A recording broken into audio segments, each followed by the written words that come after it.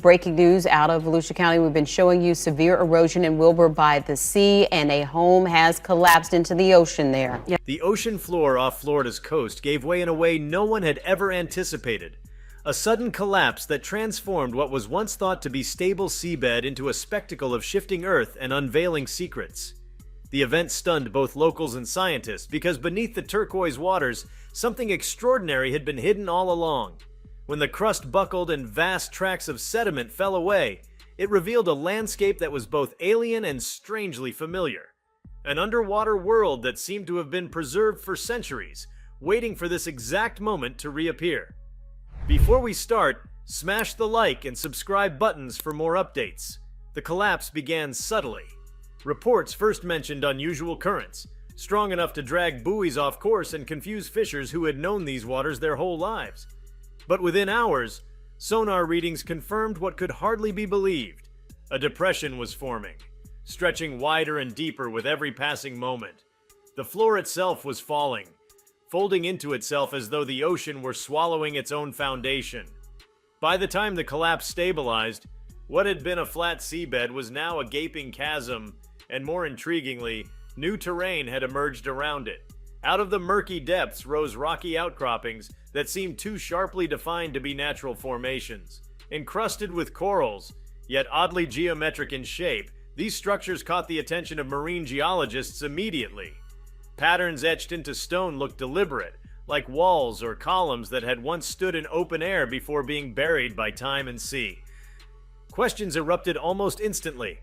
Were these natural phenomena shaped by tectonic forces, or the remnants of something older and constructed, now unwillingly surrendered by the Earth itself?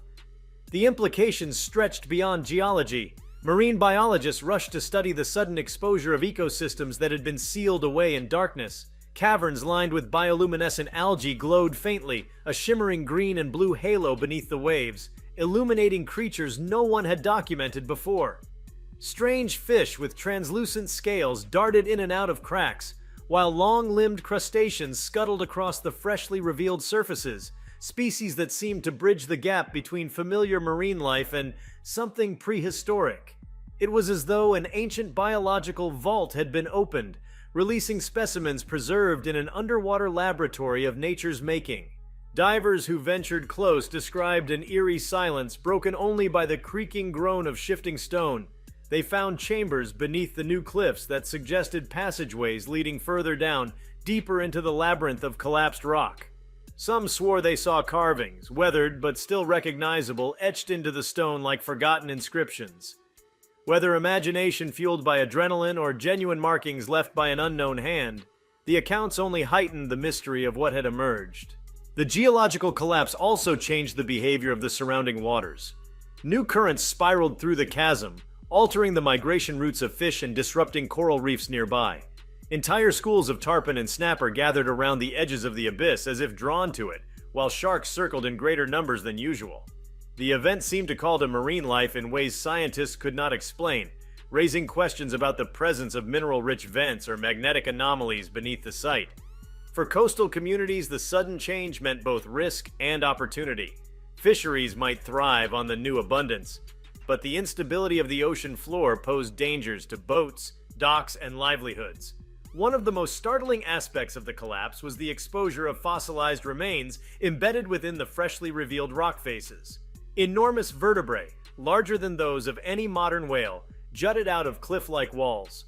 Paleontologists speculated these could belong to marine reptiles from the age of the dinosaurs, preserved beneath layers of sediment for tens of millions of years. The possibility that the collapse had unlocked a paleontological treasure trove electrified the scientific community, with expeditions already being planned to catalog the remains before seawater erosion consumed them. The collapse also stirred cultural imagination. Stories of sunken cities long told in Florida folklore began to circulate once again. The Seminole people have legends of lands swallowed by the sea, and whispers of lost civilizations similar to Atlantis have always hovered in coastal mythology. With geometric structures now visible beneath the waves, such tales gained renewed life. Whether myth or reality, the event gave physical form to stories passed down through generations, weaving science and legend into a single narrative. Economically, the implications loomed large. Tourists, divers, and treasure seekers turned their eyes toward Florida's coast with new intensity. The promise of unexplored caverns, undiscovered species, and potential relics of human history drove a surge of interest. Local officials faced a dilemma. Should the site be protected as a fragile natural and archaeological wonder, or open to controlled exploration that could bring wealth and recognition? The collapse placed the state at the center of a debate about preservation versus exploitation, a tension that mirrored humanity's broader relationship with the natural world. The collapse was not merely a local event, it rippled outward in meaning. If such a dramatic transformation could occur suddenly in Florida's waters, what did that imply for other coastlines? Could similar collapses be waiting to happen in the Gulf of Mexico, the Caribbean, or beyond? The event served as a reminder of the ocean's volatility, of the shifting plates and hidden voids beneath the surface that defy human control. For scientists, it underscored the urgency of mapping and monitoring the seafloor more closely to anticipate changes that could threaten ecosystems, economies, and even lives. On a planetary scale, the event illuminated how little is known about the oceans. Despite satellites, sonar, and robotic submersibles, vast portions of the seabed remain unmapped and unexplored. The Florida collapse made that ignorance tangible, demonstrating that entire landscapes and perhaps entire chapters of Earth's story could lie just beneath the surface, waiting for the right moment to be revealed. The emergence of new landforms and ecosystems was not just a spectacle, but a call to look deeper, to acknowledge how much of the planet still resists human understanding. The site itself seemed to defy classification. Part sinkhole, part canyon, part ancient reef, it resisted simple explanation. Its scale was breathtaking, stretching miles across with sheer drops plunging into shadowy depths. Sunlight penetrated only the upper reaches, leaving the lower levels cloaked in darkness where sonar revealed cavern networks that might extend further than any diver could safely travel. Remote-operated vehicles sent down to explore returned fragmented images of pillars, arches, and walls, all coated in marine growth, yet unmistakably structured in appearance. Whether nature's accident or a relic of something more, the collapse had unveiled an enigma. The collapse also triggered a rush of environmental concern. With sediment clouds spreading across surrounding waters, coral reefs nearby suffered bleaching and stress. Seagrass beds vital to manatees were buried in silt, and questions arose about the long-term effects on Florida's fragile marine ecosystems. Yet at the same time, the new chasm provided fresh surfaces for coral larvae to colonize, and the mineral-rich environment seemed to attract an explosion of life. It was destruction and creation in the same moment, the ocean both taking and giving, reshaping its balance in ways beyond human calculation. For those who witnessed the event from the air, the sight was unforgettable. Helicopters flying over the site captured images of water swirling into the newly formed abyss, a spiraling vortex like a living whirlpool. From above, the contrast between the familiar aquamarine shallows and the sudden black void was shocking. It was a reminder of how quickly the Earth can rewrite itself, how landscapes assumed permanent can be transformed in the span of hours. The ocean floor, once a flat and silent expanse, had become a stage of awe and mystery. Scientists across disciplines converged to study the site, each bringing their own lens. Geologists measured fault lines and mapped fractures. Biologists cataloged species, marveling at adaptations that suggested evolutionary pathways never before documented. Archaeologists scanned stone surfaces for evidence of tools or inscriptions, their findings stirring as much debate as excitement. Every discovery led to more questions, and the collapse became not just an event, but a catalyst for inquiry, a natural laboratory that might yield insights for decades to come. Even beyond science, the collapse captured the imagination of the public. Images circulated worldwide, inspiring artists, writers, and storytellers. Documentaries were already in production, eager to chronicle the unfolding saga. Children in Florida schools began drawing pictures of underwater cities and glowing fish, their imaginations sparked by the idea that the world still held secrets grand enough to astonish. The collapse reminded humanity of wonder, of mystery, of the fact that despite centuries of exploration, there are still moments when the planet unveils something utterly unexpected. The emergence also raised philosophical questions. What does it mean when the Earth itself reveals hidden chapters of history? Are these revelations accidents, or are they inevitable expressions of the planet's restless movement? For some, the collapse was interpreted as a message, a reminder of humanity's smallness, of the vast forces at work beneath the seas. For others, it was an opportunity, a door suddenly opened to knowledge, wealth, or glory. Between reverence and ambition, the human response reflected as much about our species as the collapse did about the ocean. Florida's ocean floor had long been a place of leisure, of fishing and boating and tourism, a backdrop to human activity. In a single collapse, it became a frontier, a mystery, a subject of global fascination. The event turned familiar waters into a site of pilgrimage for scientists, explorers, and dreamers alike. What had emerged was more than stone, fossils, or creatures. It was the realization that the world beneath the waves holds deeper stories than anyone imagined. The collapse was, in essence, a revelation written in rock and water. It was a reminder that the Earth is alive, shifting, capable of reshaping itself in ways that defy expectation. What emerged was both breathtaking and unsettling, a blend of science and myth, danger and discovery. The seabed that fell away uncovered not just physical formations, but entire new narratives about life, history, and the untold potential of the deep. It was not aftermath that mattered most, but the sheer immediacy of the event itself, the suddenness of collapse, the unveiling of secrets, and the undeniable truth that the ocean is far from fully known. The chasm off Florida's coast had become a silent monument to the Earth's volatility, but what was most astonishing was not the collapse itself, but the layers of revelation it provided in the hours and days following. The seabed, once an unseen carpet beneath turquoise waves, unfolded like a book written in stone, every page etched with clues to mysteries both geological and cultural. What people had thought of as a flat, uneventful stretch of ocean floor now appeared as a fractured mosaic of vaults, ridges, and corridors, each with its own story. As light filtered through the newly opened spaces, it cast eerie shadows across ridged walls that were not smooth like ordinary limestone, but jagged, broken, and strangely patterned. These patterns seemed almost like tessellations, sequences of shapes aligned in ways that hinted at repetition. For some observers, the formations were natural, created by millennia of pressure and mineral deposition. Yet for others, the alignments bore too much symmetry to dismiss as coincidence. The debate over whether these structures were crafted by geologic chance or human intention became the first great mystery of the collapse. Farther down, where sunlight dissolved into green murk, columns jutted upward from the abyss. They were tall, uneven, and encrusted with coral polyps, but even through marine growth, one could see that the base of some columns rested on flat stone platforms. Marine archaeologists speculated that tectonic activity may have revealed what was once dry land thousands of years ago when sea levels were lower. If true, then the Florida coast had hidden a prehistoric settlement beneath its waters, preserved only by the weight of the sea.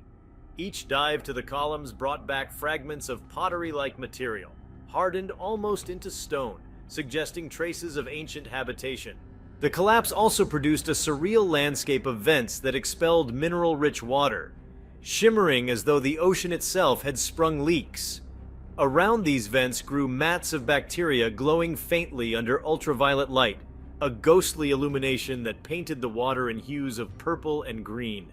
Entire clusters of strange tube worms emerged from the seabed, their scarlet plumes waving in the current, a sight usually reserved for the deep ocean trenches. To see such life thriving in Florida's relatively shallow waters was like finding a rainforest in the middle of a desert, where new ecosystems could thrive.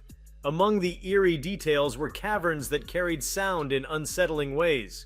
Divers reported hearing low-frequency hums and groans that reverberated through the rock, like the ocean itself was breathing. Sonar scans suggested that the chasm acted like an enormous resonating chamber, amplifying the vibrations of shifting rock and rolling currents. These sounds unsettled divers, who described the sensation of being inside a living creature. Acousticians proposed that the phenomenon could alter marine life behavior, confusing whales and dolphins that rely on echolocation. Already, pods of dolphins had been spotted circling the site in strange, repetitive patterns, as though their sonar was caught in the chamber's echo. The surface too bore the marks of change. Boats sailing above the collapse found their compasses wavering inexplicably, as though the Earth's magnetic field had warped around the site. Geophysicists suspected iron-rich deposits or shifts in the crust beneath, creating localized anomalies that bent magnetic readings. Such disturbances hinted at deeper complexities, perhaps volcanic material buried under layers of sediment, or even the remains of ancient meteor impacts now revealed through seismic shifts. Each theory added to the sense of awe, painting the collapse as more than a simple sinkhole but a doorway to forces that had shaped the planet for eons. Marine currents flowing into the chasm carved out eddies that spun endlessly, like whirlpools locked in place. Suspended particles glittered in these spinning streams, catching stray beams of sunlight in a mesmerizing display. Divers likened it to standing inside a snow globe, each particle suspended in eternal motion. Yet this beauty came with danger. The currents created invisible riptides that pulled with unexpected force, trapping unwary explorers. Robots sent into the deeper levels had to be tethered with reinforced cables, several of which snapped under the relentless drag of swirling water. The collapse also brought with it deposits of long-buried minerals, glittering veins of quartz and strange metallic ores exposed along cliff faces. Some fragments sparkled like crystals, catching light even through murky depths. Geologists speculated about rare earth elements hidden within, a resource that could transform industries if accessible. But the very thought of extraction raised alarms. Mining such a site would devastate fragile ecosystems just as they were emerging. Still, whispers of untapped wealth circulated, tempting corporations to watch closely, even as environmentalists called for strict protection. Perhaps the most mesmerizing revelation was the discovery of massive caverns beneath the collapse, pockets of air trapped for centuries, now breached by shifting rock.